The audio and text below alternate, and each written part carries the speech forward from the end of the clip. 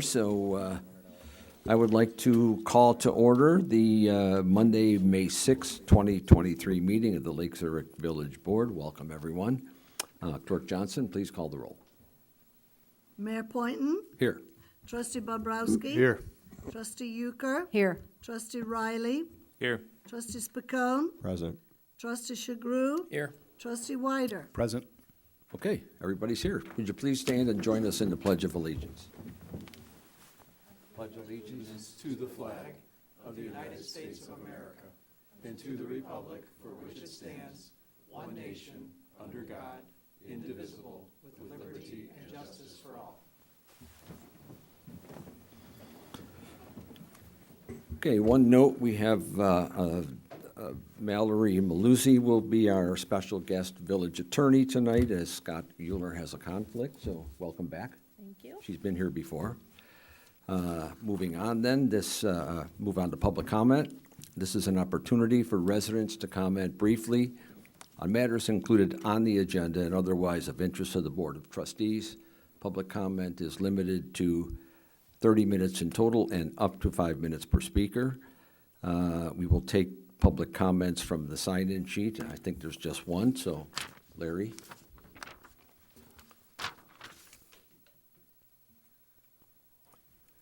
Don't bring all that stuff up, Larry. What's that? You're not reading all that stuff. No. I'm just saying. No, but I have It's gifts. pretty thick. I have gifts. No, I'll try and be brief. I know it's unbelievable, but I will try and be brief. Okay. Okay, so I was here at the last meeting and made some comments in respect to Midlothian Manor and the zoning process, some issues we had with it, and made some comments that I didn't think necessarily due process was followed in the zoning meetings.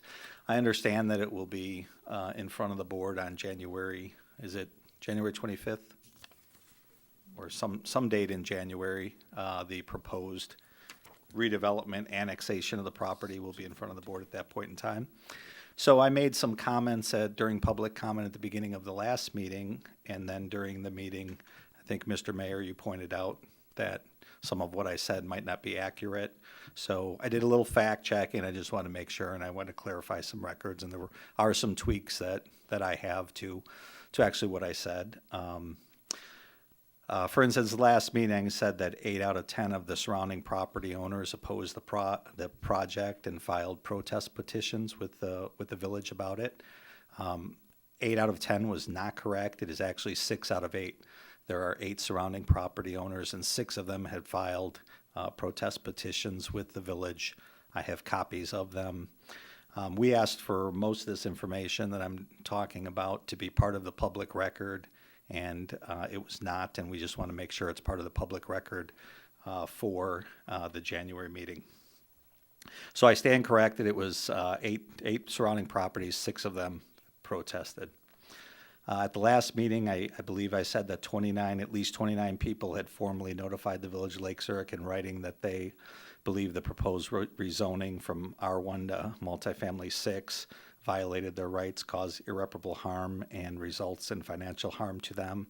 I stand corrected. It was actually 28 letters that were sent to the village. Since then, I have 2 more. So I have with me 30 letters that I want to present to the village.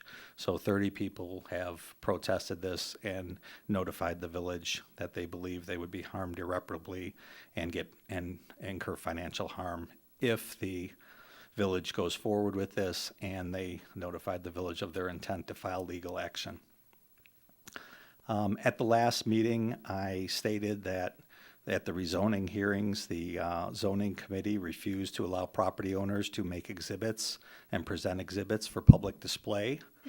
Both myself and Mary Miskey at the June 21st meeting asked that exhibits be allowed to be put on the overhead, and we were denied that at the June 21st meeting. We also submitted them in advance of the July 19th meeting and asked that we have the opportunity to exhibit them for the public, and we were also denied at that meeting. We then brought them again to the August 16th hearing, and we were not presented with the opportunity to either talk or present witnesses or present evidence. We have requested on several occasions to make our exhibits available for public display and have repeatedly been denied the ability to do so. I have with me a copy of those exhibits. We would like to use those exhibits at the January meeting. None of the information that we provided was actually included in the packages that were submitted or put out by the Village of Lake Zurich for public display. At the last meeting, I mentioned that we were refused to be allowed to make testimony of protesting property owners and witnesses of property owners. The video evidence is clear that at the end of the July 19th meeting, that public comment was left open and was left open to the August 16th meeting. And then at the August 16th meeting, all of us were denied any ability to provide any evidence, any witnesses, or any information. However, the developer was allowed to present for about 30 minutes, as well as had submitted voluminous new information that had not been part of any package prior to that meeting. At the last meeting, I stated that the Village of Lake Zurich had declined to provide public information requested by 25 residents submitted in Freedom of Information Act requests. It was actually 21 different requests requesting over 150 items, and not one single item was released by the Village of Lake Zurich upon those Freedom of Information Act requests to any of the requesters. At the last meeting, I submitted evidence that several hundred police calls and actually 40 police reports arising from 2 other Housing Development Opportunity Corp locations had been calls made and police reports generated. Excuse me? Your 5 minutes is up. Okay, I have about maybe another minute at the most. 1 minute. Okay. We actually submitted a list of 280 police calls and 31 police reports to the village. I have those also here. I would like to submit those. We would like those to be public, made available to the public. I'm requesting that all of our communications, I wanted to clarify all this so there's no ambiguity in what we said. I know, Tom, you said that some of the stuff was incorrect. I believe all this is factual. I have letters and documentations that I'm turning over to the village for all of this. We will also make this information available to any newspaper or any other individual in the public that wants to see this information. So with that, thank you. Respectfully request that we be given adequate time to state our case at the village meeting on January 25th, and that we be given the same opportunities as the developer has to present information and evidence and witnesses. And with that, I would like to give you all of the information that substantiates what I said. Just give it to the clerk, please.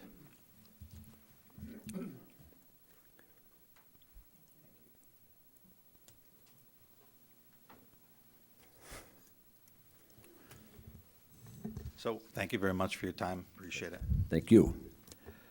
Since that's the only person who signed up, one more chance. Anybody else want to talk tonight? No? Okay. Okay, then I'll close public comment for the night, and we'll move on to the consent agenda. The titles on the consent agenda will be read by the village clerk and approved by a single roll call vote. Any item may be pulled from the consent agenda for discussion or a separate vote by any member of the board. Clerk Johnson, would you please read the titles? 5A, approval of minutes from the village board meeting of September 18th, 2023. 5B, approval of minutes from the village board meeting of October 16th, 2023. 5C, approval of semi-monthly warrant register dated November 6, 2023, totaling $1,900,044.03. 5D, reduction in letter of credit to $10,200 for Journey Cremations at 495 Enterprise Parkway.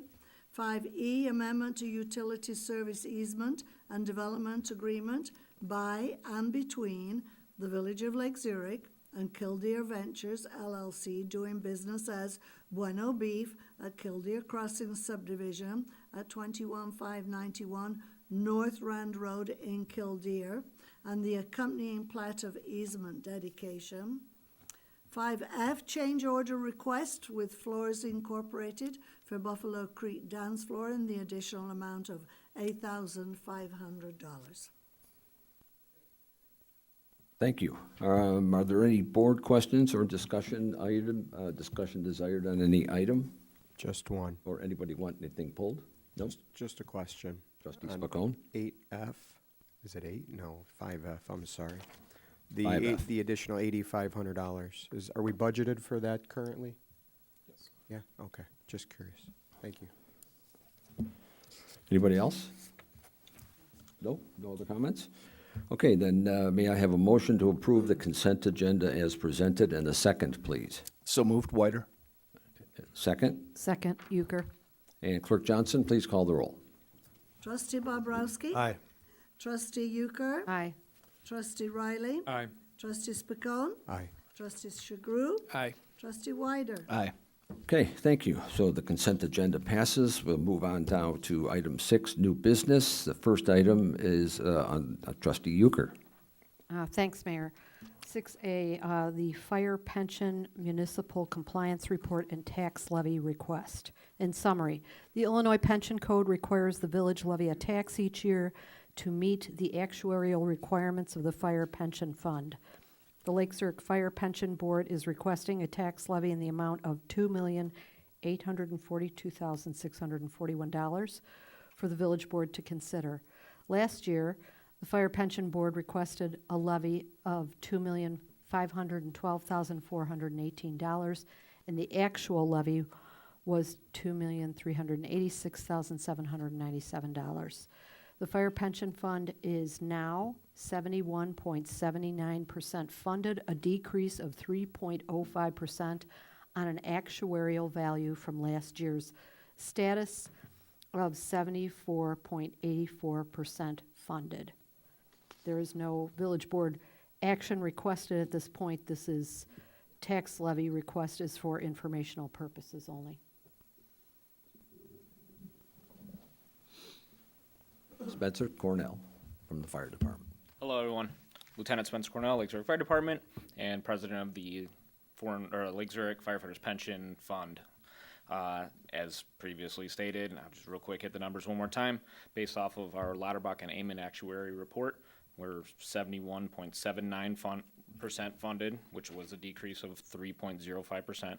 So we are officially requesting $2,842,641 as our annual levy request. Just want to take the time to thank the board for your continued support and dedication to getting our pensions funded. Thank you. Okay, thanks, Spencer. Comments from the board, anybody? This is a non-voting item, information only, discussion only. Just a question. Yeah. Are we seeing the decrease in the level of funding due to recent retirees, or it's not purely due to the economic environment with the stock market and investments at this point, correct? But because they're from different actuaries. So the actuary that we used for our levy and our extension was our Foster and Foster. And we have that funded amount increased this year.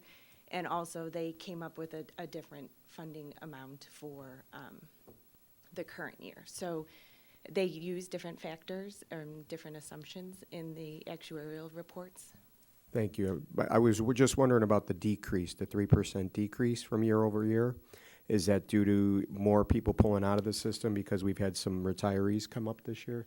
Yes. So if you look at the funding curve for the pension fund, particularly the fire department, Right. Because they were hired in groups, they also were eligible for retirement in groups. Yeah. And so if you look at the curve, this is a planned decline. We're kind of on the downward slope on the roller coaster ride, and then it'll eventually bottom out and head back up again, shooting back toward our 2040 funding allocation requirement. Okay. And that's because I know we've had a lot of retirements, and I just wanted people in the public to understand that it's not because we're underfunding or we're not doing our job to make sure we're getting there. This drop is because we've had a significant number of retirees pull out of the system and start to draw pensions out of this fund at this point, and so we're seeing that decrease at this time. And that is correct, and it is planned, and we are still on target for 2040. Thank you. Okay. So I'm a little confused on that, right? Because when I read the packet, it looks like the investments that are made are largely, can be attributed to the decrease in the fund, right? I mean, the fund went down 8.7 million, right? Because I mean, we lost 18% in our investments last year. So I don't know, I guess I have a couple questions is who invests this money? Like, who's in charge of managing this money? Currently, the state is in charge of it. So all the money is sent to the Illinois Firefighters Pension Fund. So they're in charge of investing it right now. Again, I think there were different decreases in investment, but I'm looking at our numbers for our actuarial report and what's going to come when we do our property tax levy. And we have that the firefighter pension fund increases from 69.5 to 70.4. So we aren't showing that the funding has gone down. So this shows our prior valuation, right? It was 82%, right, of what was funded, and we're going down to 65% is what it actually shows by this actuarial report. So you know what? Maybe we don't get into it tonight, but maybe if I could catch up with you at another time and kind of get a better understanding of Yes, how this goes, it absolutely. would be helpful to me. Okay.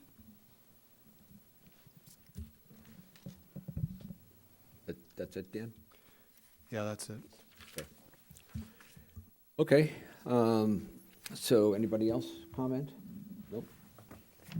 Okay, then we'll move on to the next item, Lake Michigan Water Funding Presentation, and I'll read the summary.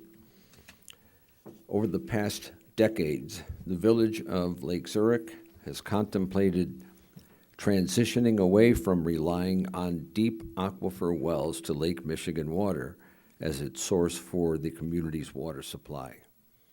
A confluence of factors, including preserving an IEPA allocation for Lake Michigan water, increasing environmental regulations, the long-term sustainability of the aquifer, and upcoming capital reinvestment in the existing system, have brought Lake Michigan water to the forefront of the village's water supply options.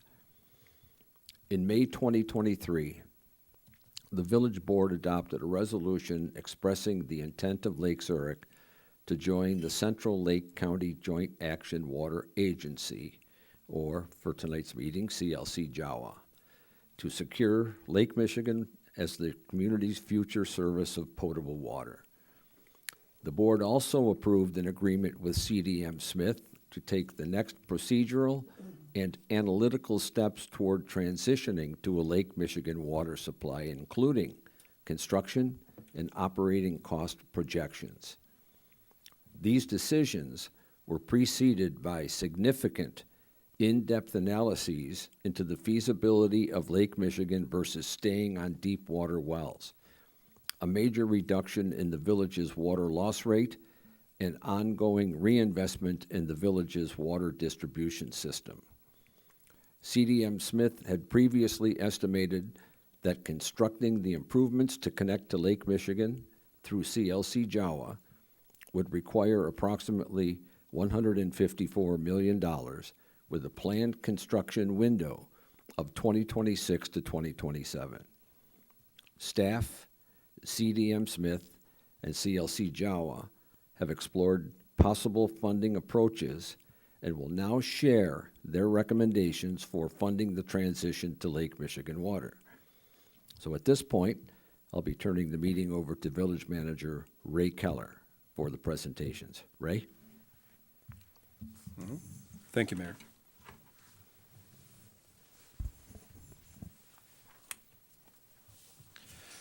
timing is everything, as the adage goes.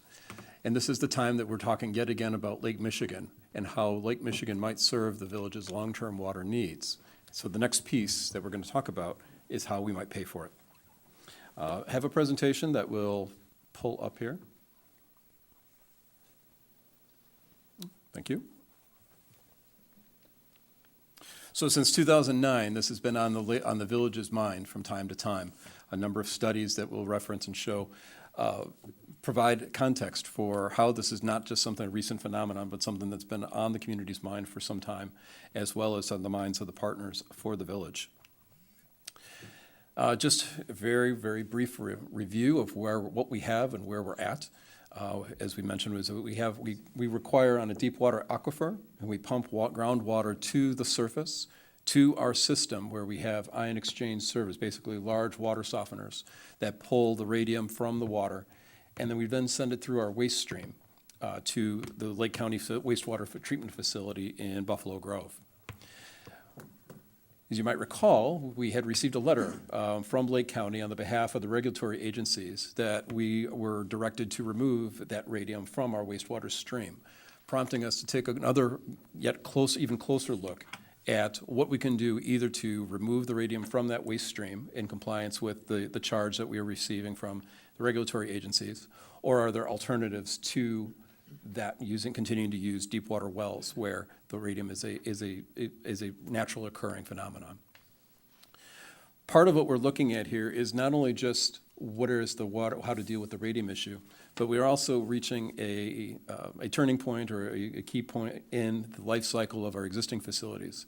That in our capital improvement program, we have a number of investments scheduled for our existing facilities where we need to reinvest.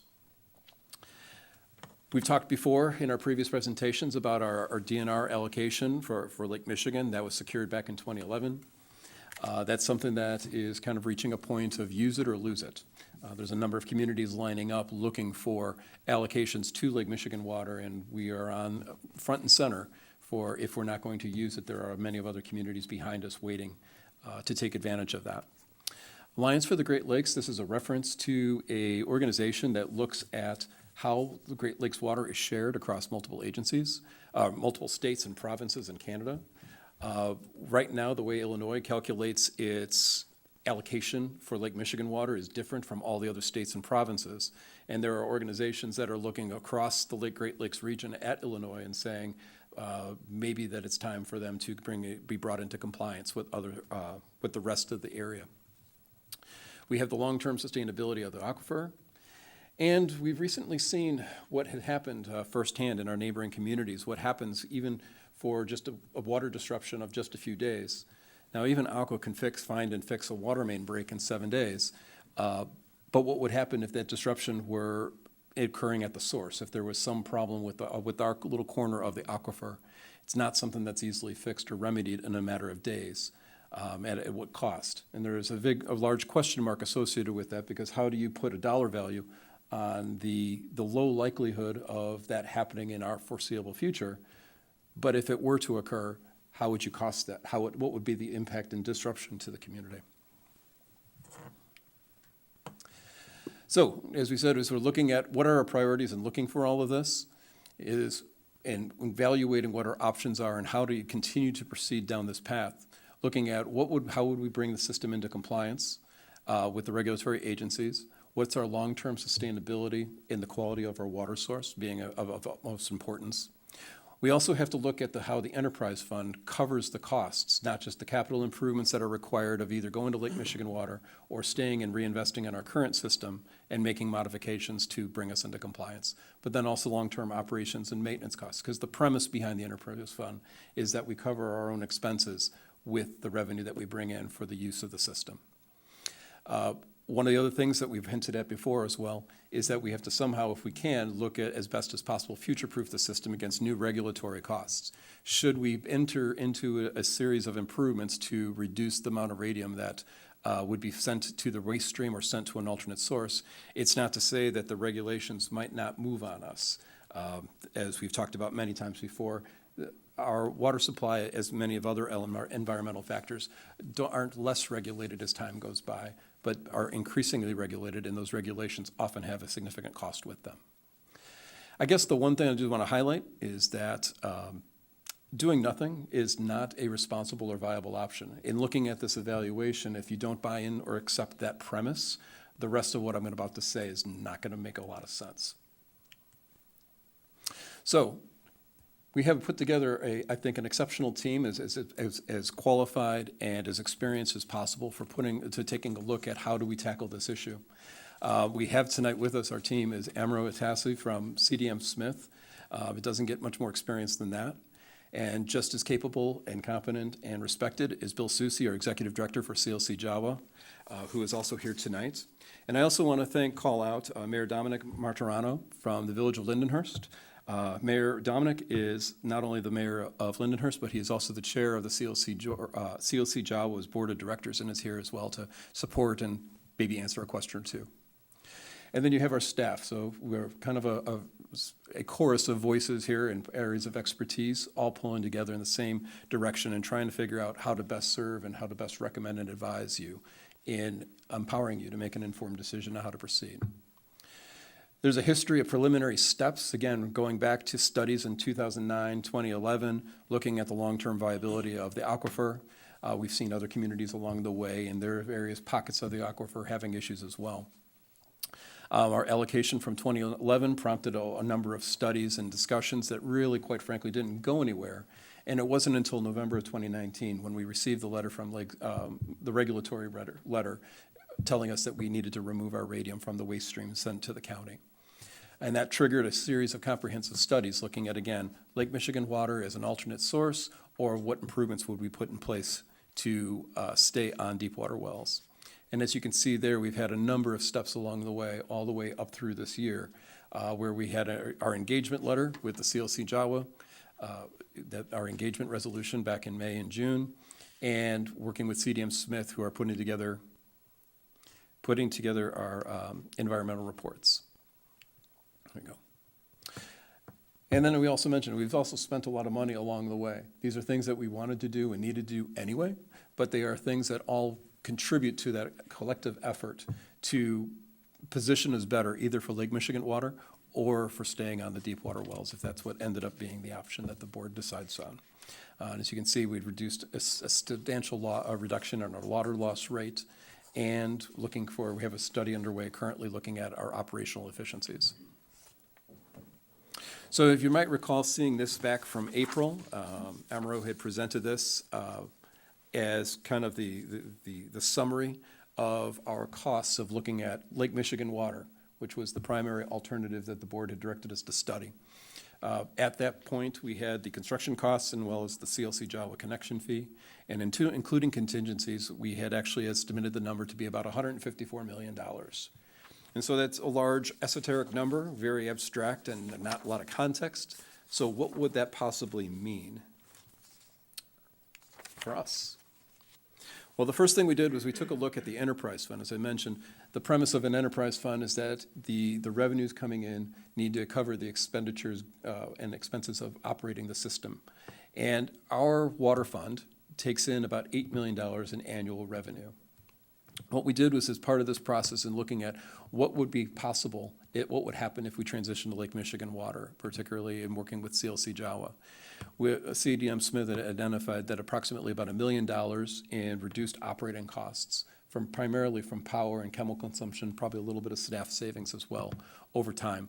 But that would be offset and help pay for, there's a user charge at CLC Jawa based on usage that we would have to build back into that operational side of the budget. So based on our current pumpage, would probably be somewhere in the vicinity of $1.1 to $1.2 million annually. So roughly offsetting, we think that we could probably squeeze a little bit more operational savings on if we made that transition. And again, that's something that CDM Smith is working on with Mike and his staff to explore regardless. We're spending about $3 million, give or take, annually in water and sewer main replacements. That includes our substantial lining program on the sewer side, but a number of water main repairs and replacements. I didn't know, we estimate how much we're actually spending in water main breakage, the clamps that go on, and the time that we invest in the repairs, not just the replacements. But trying to tighten up the system and keep the water flowing to everyone's homes. At the end of the day, what we figured out is that with the savings offset and operational costs, offset then by the water user charge, that there really isn't any capacity in the current operating fund to absorb the capital costs, that $154 million. So the $154 million has three primary financing components. So there is a IEPA loan would be issued by or taken out directly by the village, about $45 million in total.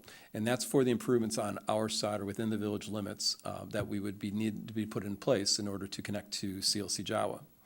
There's another $87 million that would be financed by a second loan. This is something that CLC Jawa would take out on our behalf, and then through our agreement, we would pledge that we would pay that back. And those are all the improvements that are outside the village limits going out to the treatment facilities and the improvements that would need to be built in Vernon Hills. Then the third component to this is there's a capital charge. So similar to the connection fees that we charge folks when they connect to our system, CLC Jawa also has a capital charge that they're willing to finance over 30 years at 0%. That $22 million number is based on the number of users, residential users that are on the system at the time of connection. And that's something that Bill can talk a little bit more about if there's questions about that. So at the end of the day, what we're looking for is starting in 2028, by financing these three components, we're looking at a new revenue stream of about $7.5 million for 30 years. How to pay for it? So looking at a number of different options, probably the most straightforward option is looking at what if you added it to the water bills based on usage, so that as people use or conserve water, that they would be billed accordingly. In order to get to that $7.5 million annual number, you'd have to raise the water rate about $15 per 1,000 gallons by the time that the debt service kicks in. So our recommendation in that regard would be is starting in FY 2024, starting next year, incremental increases of $3 a year, cumulative, to ramp up to 2028's $15 per 1,000 rate. That would be then earmarked for the capital charge and covering the debt payments. Kind of like a mortgage, the way the IEPA sets up their loans and the way that this revenue stream would be set up is that it would be kind of a stretch in the first few years. But those flat payments, the debt service payments would be flat, as would be what we're proposing here for the capital charge rate would be flat as well. So for the next 30 years, the debt payments would remain constant, as would be the $15 rate. So through the time value of money down the road, that would be less of a share of the total water bill and folks' household costs. There is a second option, and this is kind of a variation on the theme that we've seen in other communities that had joined CLC Jawa, and that is finding a mechanism to buy down that rate. Lake Zurich is fortunate is that we have a substantial sales tax base, and the village also has a half-cent capacity remaining on its non-home rule sales tax. So by state statute, non-home rule municipalities can charge an extra 1% on top of the current state sales tax rate.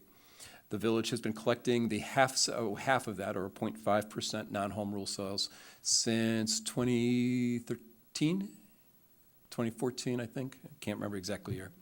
And that has been funding our road improvement program for the past several years. What we would propose is that we bring this to the voters in November of 2024, asking the community if they would like to buy down the water rate by adopting the other 0.5% non-home rule sales tax and pledging it toward the water capital financing. Again, that generates about $2.5 million a year. By 2026, it would ramp up over time, starting in 2025, depending on when the collection actually starts. And we'd be pledging that to the Lake Michigan water construction costs. One of the attractive elements of this particular approach is not only is it knocking off about a third of the rate increase that would be needed to cover the debt service, but approximately 40% of our non-home rule eligible sales are by non-residents based on a number of factors. So it would be about 13% of the total cost of the Lake Michigan construction costs would be effectively borne by non-residents. By doing that, if assuming that the referendum passed and that the voters had agreed that that is the way to go, you can reduce that buy-in rate or that capital charge rate down to $10 cumulatively by FY '28. So again, the recommended approach here would be is we adopt the $3 rate increase for 2024, and then if the referendum passes by the end of 2024, you would then be able to adjust that rate schedule down to $1.50, $1.50, $2, and $2 to get to that $10 cumulatively. And again, comes out right about $7.6 million to cover those debt service payments. And again, it would be flat for the remaining 30 years after that. So we've looked at, assuming that the community would agree with non-home rule sales taxes being the way to help pay for this, we took a couple samples, or took 4 profiles of what those bills would look like. And you can see there by month what the additional cost would be specifically for the increase due to the Lake Michigan capital charge. So a minimum bill is our 2,000 gallons per month. A small household, 3,000 gallons per month. You can see what it would ramp up to by 2028.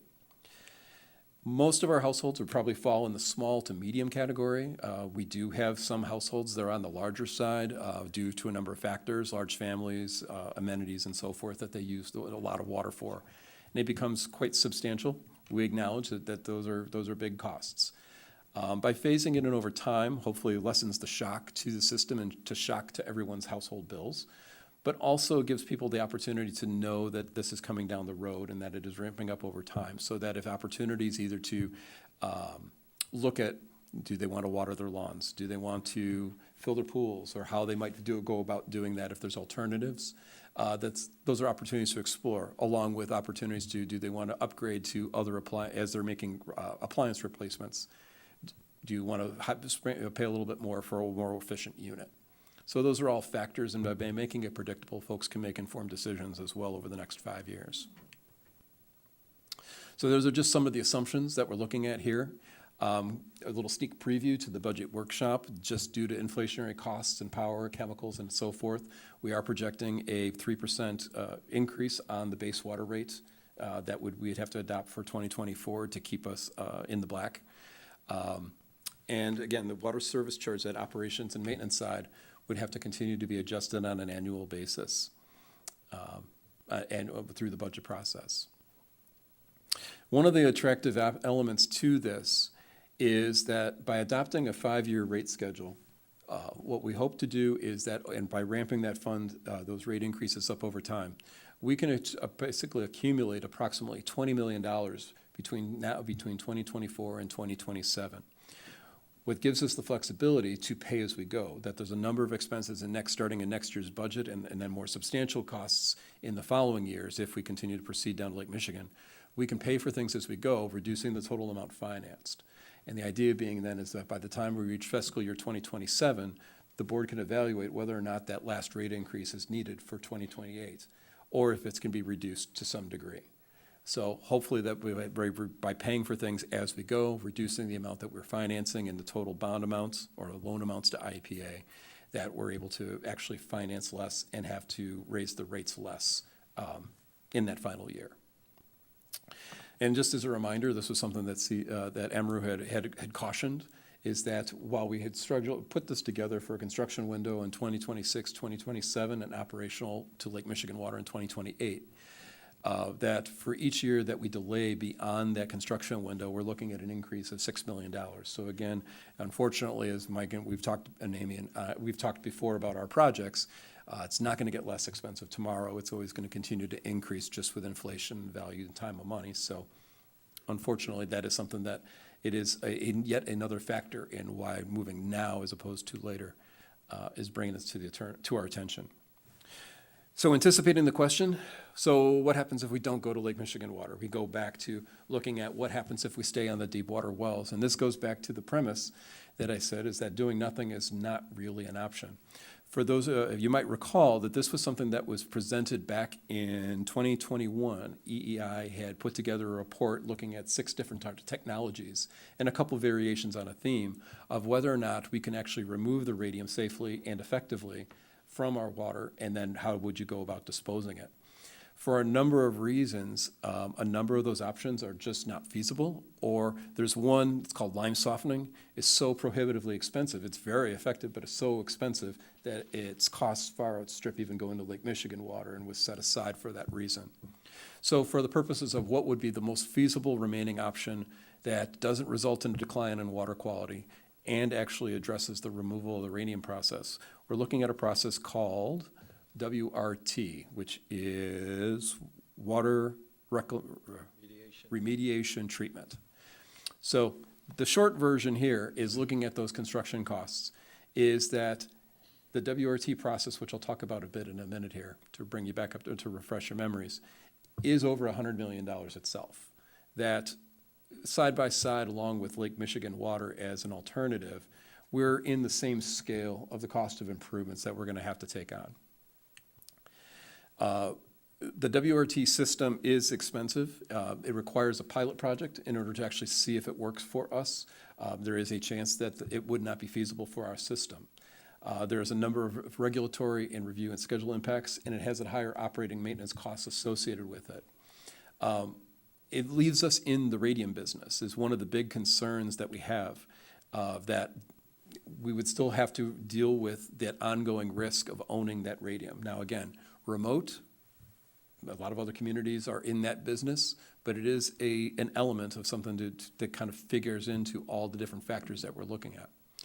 The WRT treatment process itself would probably require us to drill new wells and upgrade possibly at a couple of plants. It doesn't work well with barium, which is also present in our deep water wells and something that we're treating for as well. So again, we'd probably be in sinking new wells and dealing with going back into the different pockets of the local area of our aquifer. And then also along with being in the radium business, we'd have to get a radioactive materials license, which is not, I understand, an easy ask. Again, looking at the long-term viability, when I mentioned this at the beginning, it's just while we're looking at something that is most likely a very remote chance of occurring in our lifetimes, or at least in the near term, but looking down the road, looking long-term, that other communities on the St. Peter Aquifer have had trouble with drawing from their area within the area of the aquifer. And that is something that is theoretically possible, and we have not been able to cost or put a dollar value onto what that cost of that disruption or what the solution would require at that time. But it is something that is on our minds. And back in, again, 2009 was one more regional study done by MPC.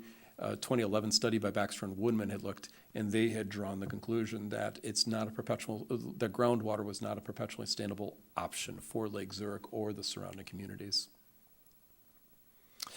And just kind of circle back, CLC Jawa, why are we looking at them? Because Bill is here. It's not the only answer. But CLC Jawa has been a very vested and supportive partner through this whole process.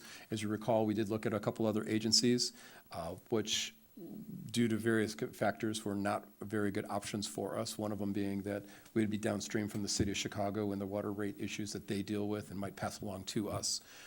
By being a member of CLC Jawa, that we would have a seat at the table. We would be one of the decision makers when it comes to establishing the water rates on an annual ongoing basis, which is that element of control is very important in the long term. Eliminates the risk of the proprietary vendor, WRT. They're a single sole source entity. We know that CLC Jawa is not going anywhere and is, again, being a member of a consortium of like-minded municipalities working together as a way to share our operational efficiencies, as well as problem solve. Should something ever evolve down the road, we would be 1/14 of the solution as opposed to having to wing it on our own. So, next steps. If you agree with this approach, or whatever direction that you provide us to take over the next however many weeks, we have our budget workshop on November 18th, where we'll talk a little bit more about this. This will be presented, incorporated into the budget presentation, particular to the water fund. We have a board meeting on November 20th, if you want to continue discussion there. And then we have on December 6th is the budget night. That is the planned adoption of the FY24 budget. And at that time, again, depending on what approach you would like to take, we would be recommending that you adopt a ordinance that establishes in the municipal code a 5-year rate schedule memorializing what those rates would be to pay for Lake Michigan capital charge. And that would be one of the three significant commitments of saying, are we going to Lake Michigan water or not? Along with that, in the spring, there would be the other two components of whether or not to answer conclusively, are we going to CLC Jawa and going to Lake Michigan water? And that would be the acceptance of the IEPA loan documentation, where we would be establishing that we would be accepting and eventually drawing from a balance that would result in a 30-year or possibly 20-year loan from IEPA. And then a board approval of the membership agreement with CLC Jawa as well itself. And that establishes all the terms, conditions, and rights and responsibilities of being a full partner to CLC Jawa. And as you can see there, heading into 2024, we start the process of 2024 and 2025, we engineering, easement acquisition, and so forth. Looking ahead, so 2024, November, if we put the referendum on the ballot, and residents then have the opportunity to decide if that's the way they want to go in buying down that water rate charge. Assuming that it is approved in December of 2024, you would then get another ordinance from us recommending that you adjust the rate schedule as we presented here to reflect the fact that we know that the non-home rule sales tax is going into the kitty and helping pay for things. 2025, continue that engineering easement acquisition, and we transition into bidding. And hopefully, if everything goes well, we don't find a Viking burial ground or some other oddity along the way where we have our routes planned. We would be heading into transition to construction in 2026 and 2027 with turning on the faucet, as Bill had previously said, in a very anticlimactic way. Water would flow from Lake Michigan to Lake Zurich, and no one would know the difference. Well, maybe they would know the difference. And then, of course, get into paying the bills for the next 30 years. So those are our recommendations. We'd be happy to answer any questions that you might have. We're looking for your direction. We don't need a vote or anything tonight, but letting us know what you think, what questions you might have, what areas that we might need to research further. Again, we have our collective team here to help field the questions so you don't have to listen to just my voice. So thank you. Okay. I will open it up to the board for any questions or comments that they may have. Let me start down with Roger Shagru. So if we were to proceed forward, are there contingency plans in place to address any unexpected challenges during the switch? I guess I don't know who answers that. Maybe, Bill, if you could describe what happens when we transition to Lake Michigan water, what that would look like or how we might experience it, and what could theoretically go wrong. So what happens is at some point we have a pipe that we're building to your community, and we have to test the pipe, disinfect it. It has to get approved by IPA, and then we make a connection to your system, a physical connection, and then we would work with staff. And we would provide water. We'd put together a flushing plan. So we provide you water at no charge to flush out your system. So you're going to push all your water out of the system with our water. And then you're going to be on our water. So it's just like it's a slow rollout as we bring water into the community. In terms of potential problems, I'm thinking about in our previous connections to our other communities in 2018, Lindenhurst, Lake Villa, Wakanda, Volo, Fox Lake Hills, and Grandwood Park. The only potential problems are just we're waiting on a valve, or something like that. It's kind of delays in getting some of the parts.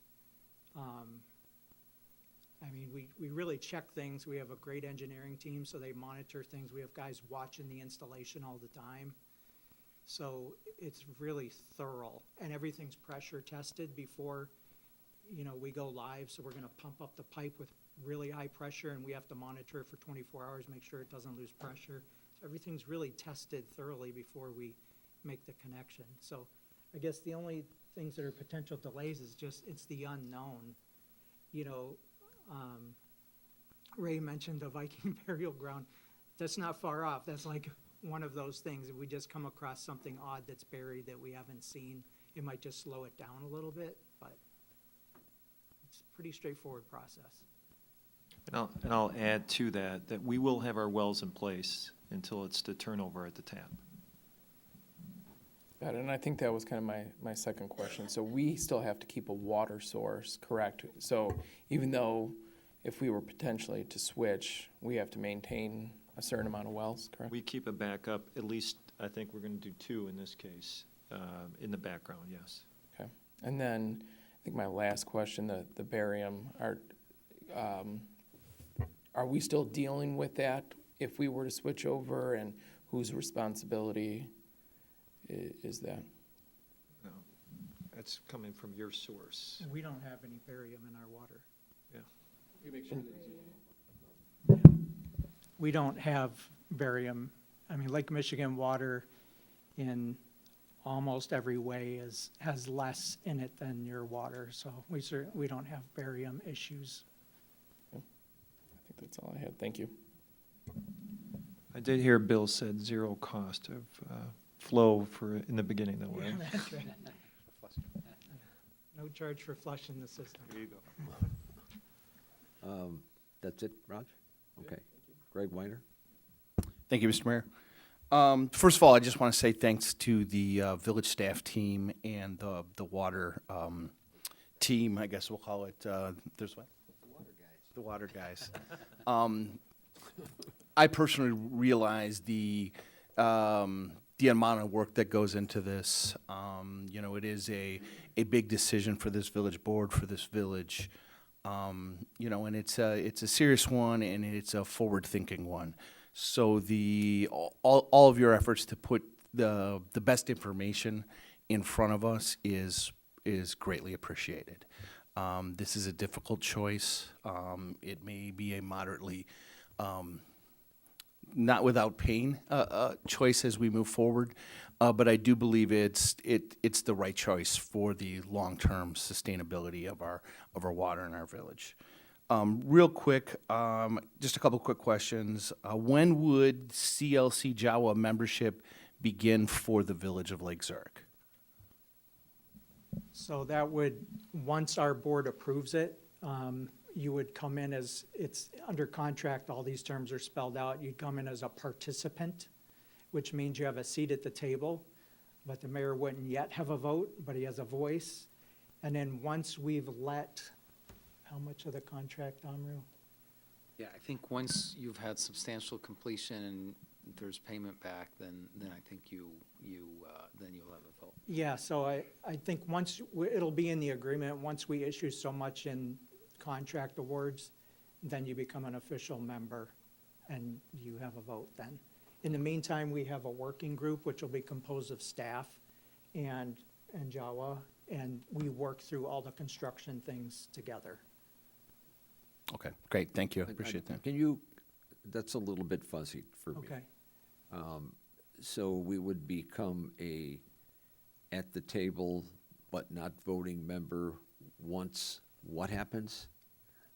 It's in the agreement, and I believe it's once $2 million of contracts have been approved, so Okay, so so we're it gonna has go out nothing for to do bid. with raising all of the money. It has everything to No. do with the contract. So we're gonna issue a contract, we're gonna award the contract, it's $2 million.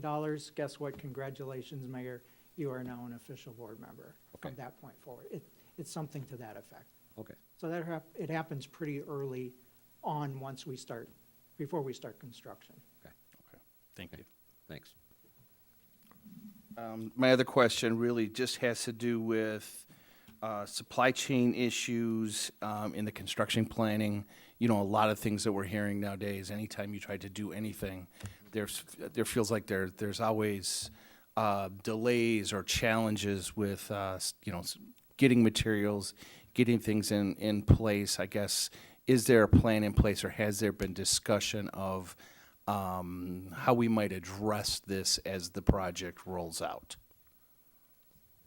Yeah, I guess we can all jump in on this one, but from what I saw with construction this year, we didn't experience delays.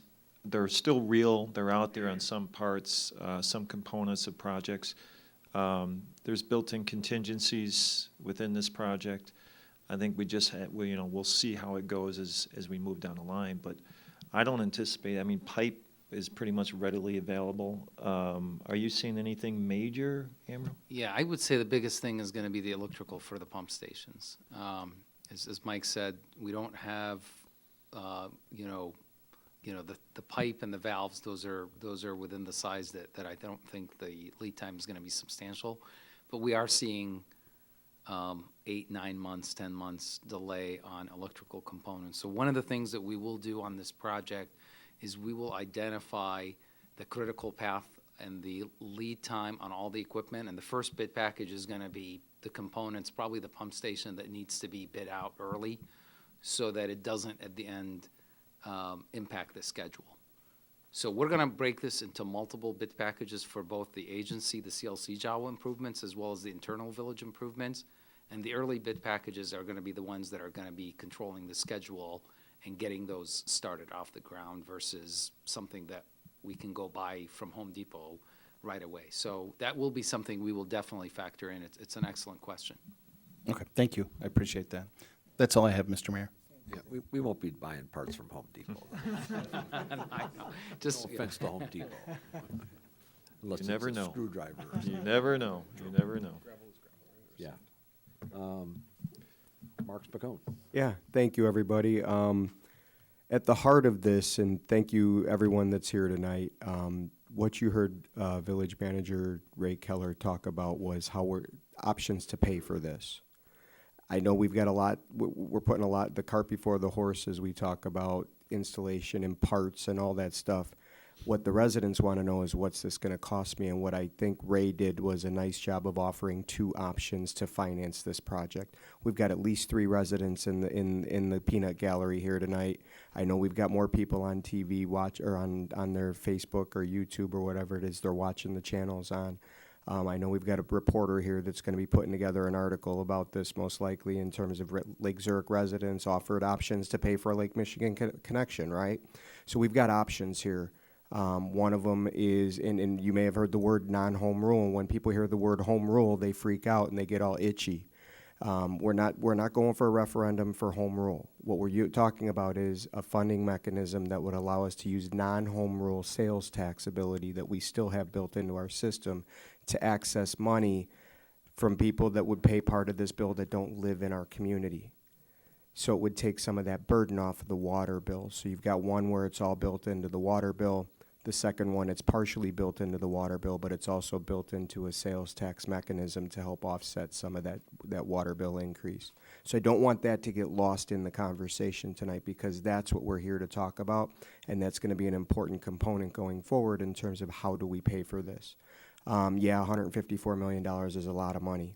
It was probably half that amount 20 years ago when this Lake Michigan water first came to the community under previous administrations before any of us were around on this dais to talk about it. And it was decided not to do it then. Okay, so I'm not worried about the next 10 years of Lake Zurich viability. You're looking at the next 50 years of Lake Zurich viability in terms of a water sustainability aspect. I'm 51. In 50 years, I will probably be long gone in a pile of dust somewhere, okay, as most of us may be in this room, all right? So we got to think about the future generations of this community and how they're going to have continued access to sustainable water source, of which we know right now that we have to treat because it has radium and barium in it. Radium and barium in it, and we don't want to own that stuff long term. You don't want to have to move it somewhere, and then 20 years from now, you're with a future generation has the burden to move it because it has to be moved somewhere, because storage is an issue for these things down the line. So there's a lot that has to be done and considered with this, and I don't want the impact of what this is going to cost us to be lost on the process, because it's an important amount. Or it's an important issue, but also how do we go about paying that? And I think Village Manager Keller gave us 2 viable options to look at. There may be other options out there that we haven't considered, and I know the staff will continue to look at those, but I think we've got 2 viable options right now to look at that at least start us down the road. So thank you. I think that those options that were presented tonight were so comprehensive. I'm wondering what other options there could possibly be out there except for free money someplace, but, Do you want to answer that? yeah. So there was one other option that we did get look at, consider, and in other communities have taken this route, where they use property tax as a way to buy down the water rate increases that they're using to pay for Lake Michigan water. I believe Lindenhurst was one of those communities that took that approach. I don't know what the particulars were, but we're fortunate in that we have non-home rule sales tax capacity, and we have a number of sales tax generators where we didn't have to rely on property tax. Kind of our initial feel is that folks really in our area really don't like property tax increases, and that there are other organizations that rely more heavily on it as well. And so while it is theoretically an option, it wasn't one that we had recommended at this time. Okay. Yes. The reason Lindenhurst decided to vary the way we would pay for this, along with the North Group, Lake Villa, Granwood Park, and Fox Lake Hills, we were all contiguous area. We talked to many financial people, and they said you could put it all in your water rate, you could do other borrowing, but if you applied a portion to your property tax bills, the justification would be your property values will increase with a better supply and more quality supply of water. So the North Group, being a contiguous area, went to the county. We created a special service area, and so that piece has become part of our property tax bill. As a matter of fact, the county board just passed an ordinance. We had originally predicted across those 4 communities that we would spend in the neighborhood of $46 million, and that would be bringing pipe from existing CLC Jawa members like Gurnee and Round Lake Beach up through our communities. They actually just passed an ordinance. We underspent that money. We saved some money, and so we're going to get some money back as part of our property tax, as our property tax assessment will be reduced for residents for the duration of that loan. So we went that way only because we were trying to evaluate options. The North Group decided we just didn't want to put all of that burden, all of those costs into one aspect, and that would be the water rate. So we kind of split it up, and I think it worked out well. Okay, thanks, Tom. Yep. Heading down to the right-hand side, William Riley. Yeah, so I got some comments, questions, and then want to paraphrase some things back, make sure I understand it. So first, the comment, I do recommend, I know it was thrown out there as a recommendation, I recommend that we carry forward this conversation on the November 20th meeting as well. I know this is the first time a lot of us and the public is digesting some of this information, so. Paraphrase a few things back to you, Ray. I want to make sure that I get this right. It's not about whether we're okay with the current water situation that we have or not. It's what changes are we going to make, because we have to make a change to either remove the radon and stay in the radon business, or adjust over to Lake Michigan. Am I correct by saying that? Yes, that was our recommendation, or that is our premise.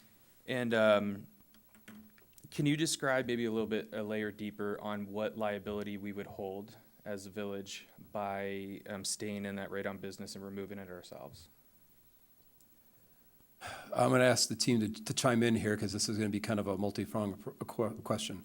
The communities that are currently removing radium from their wastewater, their deep water wells, right now, to my knowledge, there has not been a significant event that has made it to the newspapers or made it to the public consciousness that they have to pay for a cleanup. There is always an element of risk of when you're moving radium that there's something could happen. So again, very remote, but should it happen, unfortunately, it'd be that unlucky. It would be a substantial cost. We would be responsible if it was being hauled out to Utah or Nevada, where it's headed now. Yeah, so train derailment, or at some point you put it out in the mountain, and then 20 years later, the US EPA shows up and says, everyone, get your radium out of here or do something else, because they found some at presently unknown environmental regulation or consequence that we're now still on the hook for. It's your perpetual ownership, you know. So there's also the ongoing risk of exposure. It's something that somebody has to handle. And so that is something that right now we have it at a kind of in a diluted form, mixed in our waste stream.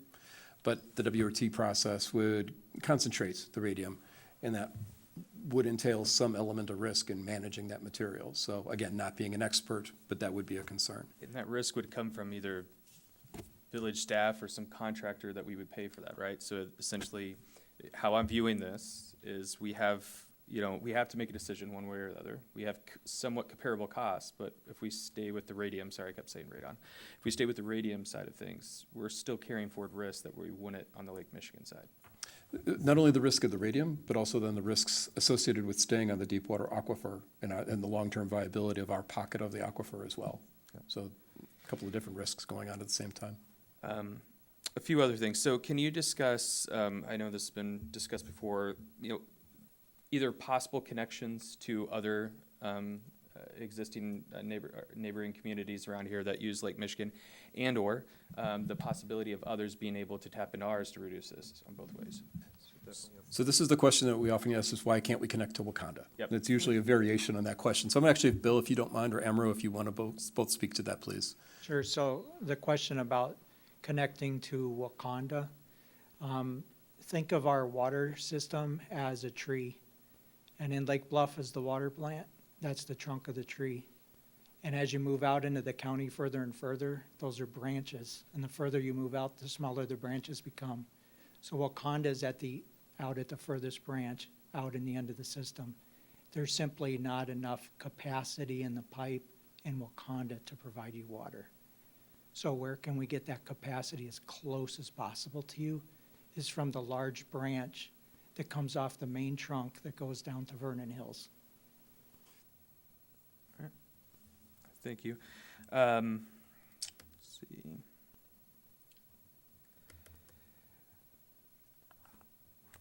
I know you discussed the reason why we're choosing CLC Jawa. That was a question I had. You discussed we're still having 2 sources of water independence. I think that's a requirement, correct? Yes, you have to maintain backup wells, which, if you think about it, it's really the envy of much of the country where they're trying to get water in many parts of the country from one place. And you will not only have it from the largest water supply in the United States of America, from the largest lake in the United States, but you'll also have the aquifer as a backup. So you have a dual water supply. It's a pretty robust system. I guess last question, Ray, is I know currently we do have some discounts that are available for senior citizens and others. Would those still carry forward in the same fashion that they do today? Yes, we'd leave intact the senior discount. How that might work in the future, that's something that hasn't been looked at in a while, so that's part of kind of our next step, depending on the direction that you all give us tonight or over the next few weeks. We can update that as well. That's all I have for a first pass. Thank you very much for your presentation. Thanks, Bill, for helping out. Okay, Mary Beth Euchre? Okay, thanks, Tom. Again, not to be redundant, but thanks to everybody who put in the work on this, especially Ray, who took a big laboring oar in putting this in a palatable way to the community.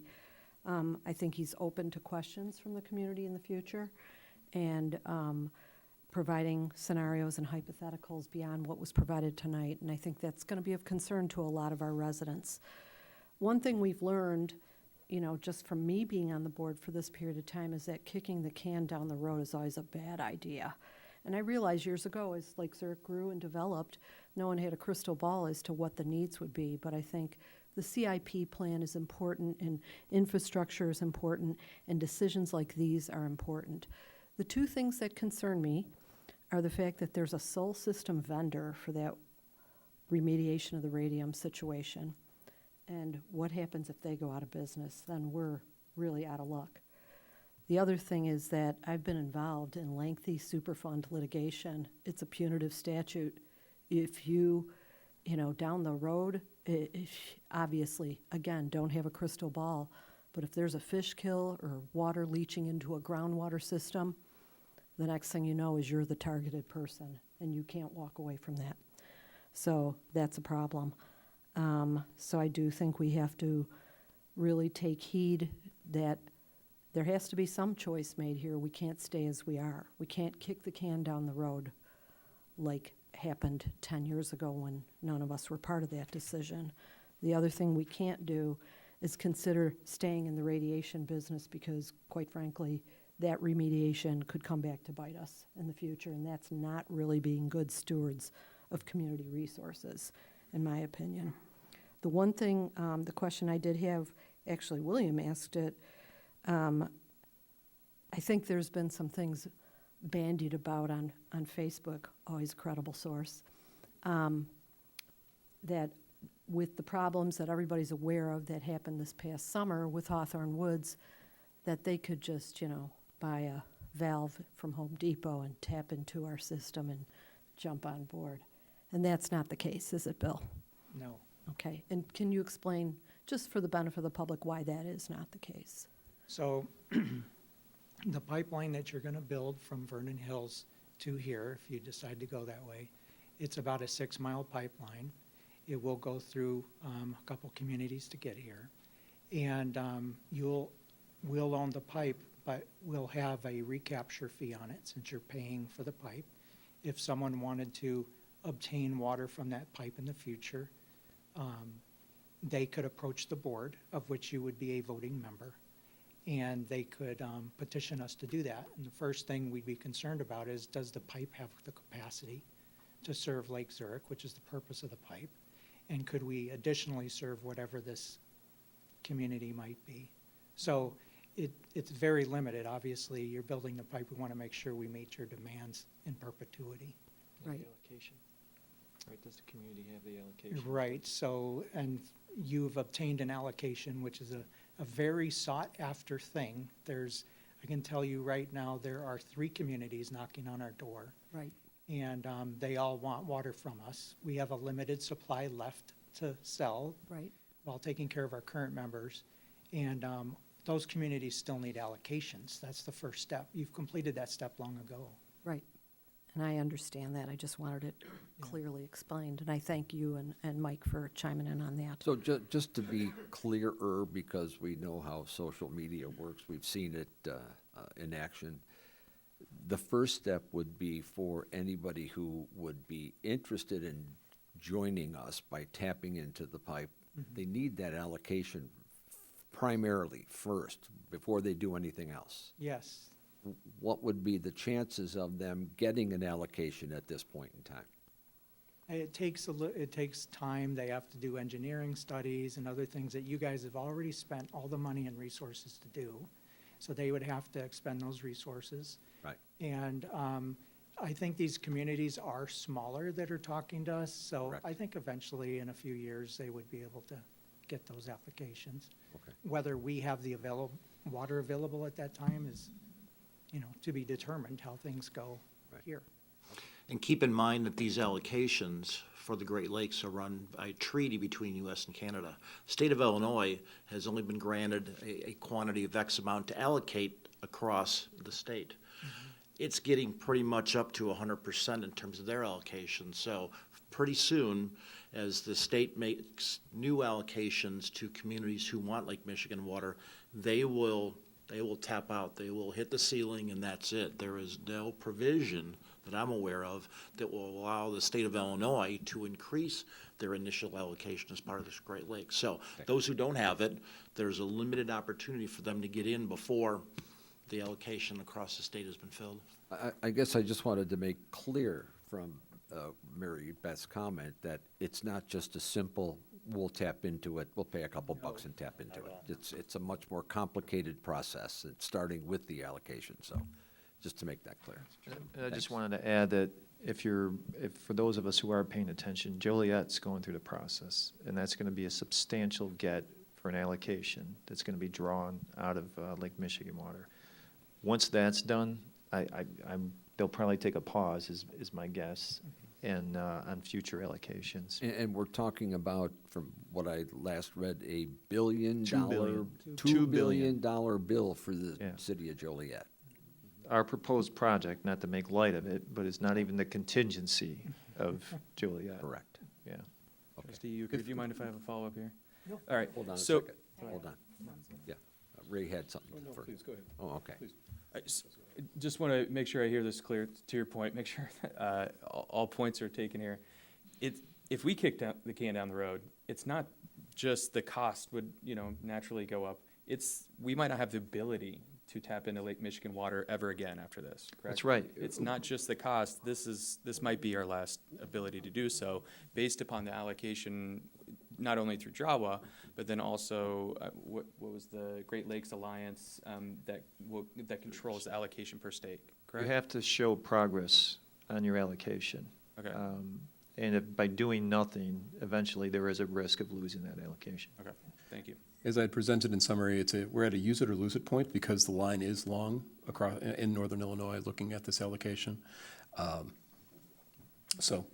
Yes, it's not, and then losing our place, losing that remaining capacity with CLC Jawa, we would have to look at another vendor. And again, starting over with engineering costs, and then, again, the associated risks of working with someone who's already getting their water from from the city of Chicago, most likely. So just one more. I'm going back to you. Yeah, I'll go back to you eventually.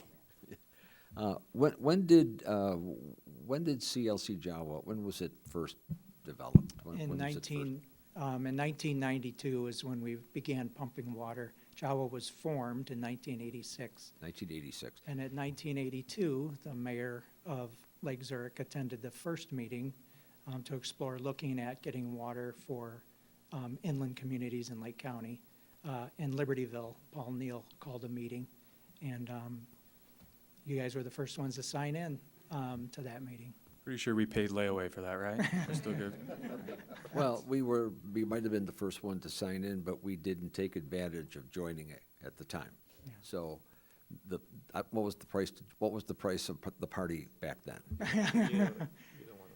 I think they kind of went along, but it was like they talked and figured out what they're gonna do, and it was $10,000 to get in, and So to Ray's point, every year that we don't move forward was how much? Emerald Six- estimate is $6 million. $6 million is not gonna get any cheaper. And we could have been a founding member back in the day, so, yeah. And we charge, just saying. currently we charge $1.80 per thousand. And I would like to think that, rest his soul, Mayor Neal would say, wow, that's pretty good, because that's less than what we charged people in 1992. And that's less than what Highland Park was proposing to contract, because we thought about just contracting with Highland Park. That's half of what Highland Park was gonna charge us in 1992. Right. We're currently running at $1.80 now. So I think once our bonds have all been paid off, we no longer have a property tax. I think it's a pretty good deal. Okay, back to you. Oh, gee, okay. Okay. Dan? I thought I interrupted you, but that's okay. No. Dan? Thanks. You know, Bill, I think from previous meetings, maybe I'm the skeptic on the board sometimes, or a little more scrutinizing, but, I'll ask you the question. So the membership fee, right, is $22 million to join the thing, which is roughly 15% of the total construction spend we're looking at. Right. And I know I've heard that it's based on the number of users at the time we tie in. I'm wondering if that's the right equation to use now versus what other municipalities have done at maybe lesser populations at the time they tied in. What's the real use, or what the kind of equation is that you use to come up with that fee? Sure. So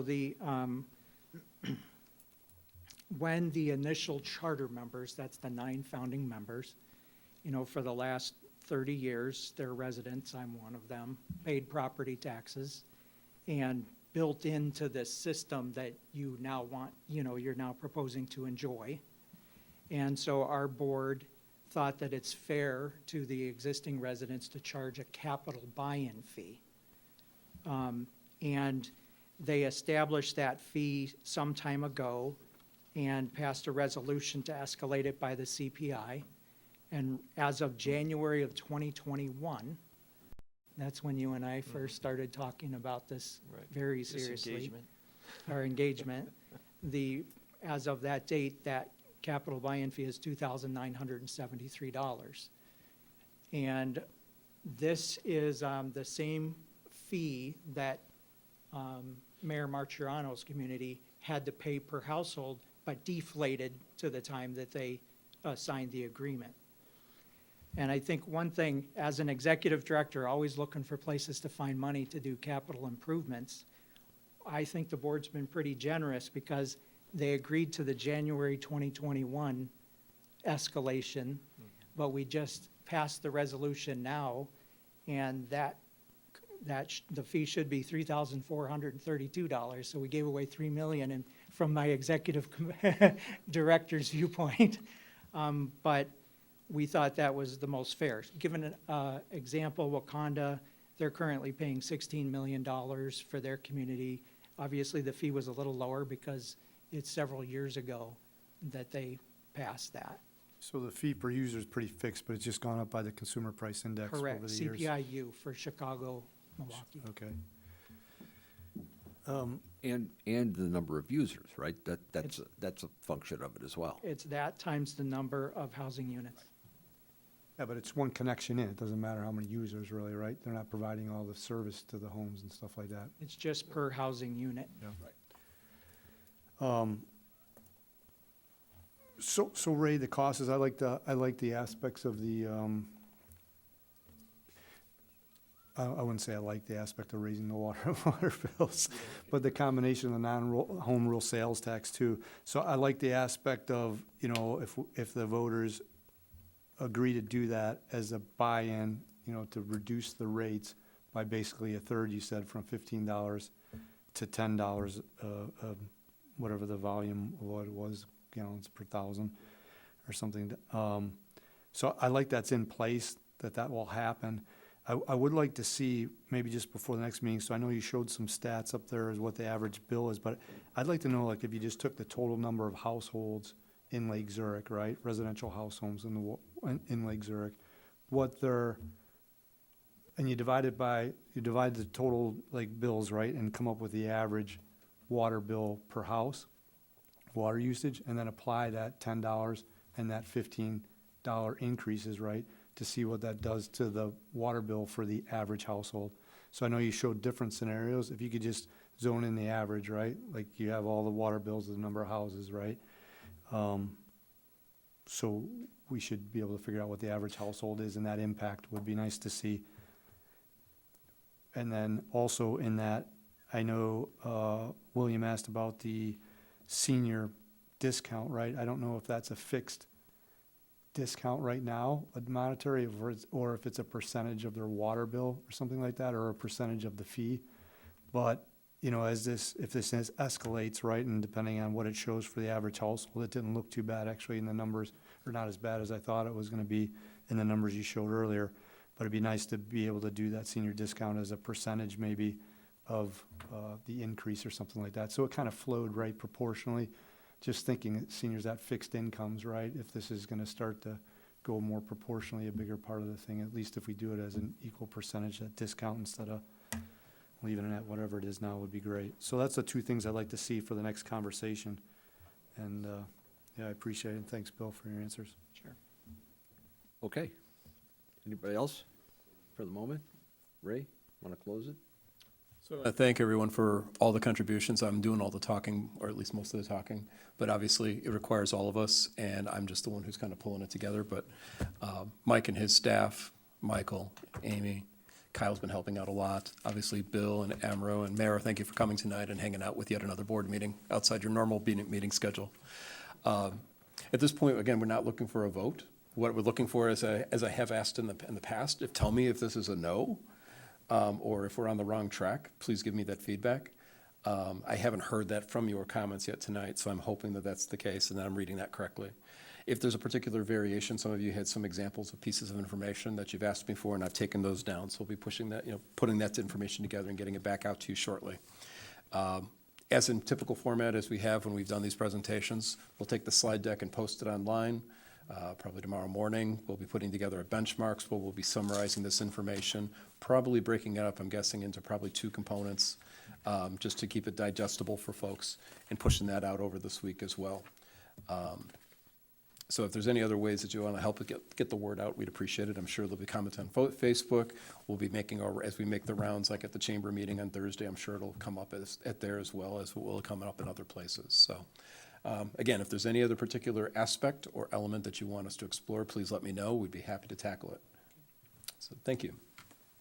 So I'm going to speak for me and say, let's move forward with what your next steps were and what your plan is to accommodate the community. Okay? Okay, that's it. Since there's nothing else to vote on, that's the end of our new business. We'll move on to the president's report, which I have none tonight. Are there any other trustee reports tonight? Nope. Any other staff reports? Nope. Okay, I guess that concludes our business for tonight. Next village board meeting is Monday, November 20th. May I have a motion to adjourn tonight's meeting and a second, please? So moved, Whiter. And a Second, Spacone. Spacone and Clerk Johnson, please call the roll. Trustee Euchre, Aye. trustee Riley, Aye. trustee Spacone, Aye. trustee Sugru, Aye. trustee Whiter, Aye. trustee Bobrowski. Aye. Okay, thank Motion you. carries. We are adjourned. Thanks for watching. Stay safe and healthy. 8:25.